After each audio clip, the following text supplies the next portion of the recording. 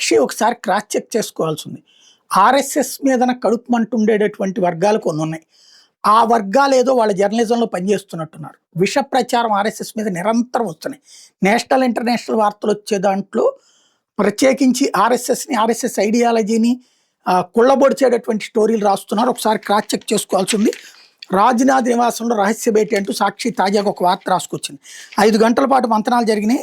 RSS వాళ్ళు BJP పెద్దలు హాజరయ్యారు. కేబినెట్ విస్తరణ, గవర్నర్ల మార్పుకి సంఘ్ గ్రీన్ సిగ్నల్ ఇచ్చింది.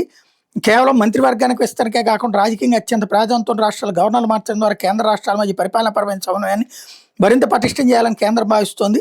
భావజాలం పరిపాలనపరంగా గట్టి పట్టున్న వాళ్ళని గవర్నర్లుగా నియమించేలా ఆర్ఎస్ఎస్ తన అభ్యర్థుల జాబితాను సిద్ధం చేసినట్టు చెప్తున్నారు. ఎవరు చెప్తున్నారు? వీళ్ళతో బాత్రూంలో ఉన్న వాళ్ళు ఎవరైనా చెప్తున్నారా? ఆర్ఎస్ఎస్ ప్రభుత్వ కార్యకలాపాల్లో పాల్గొదు.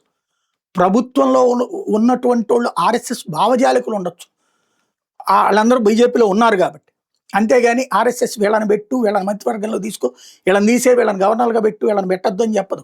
ఎందుకు అనవసరంగా విష ప్రచారం చేస్తున్నారు వీళ్ళు?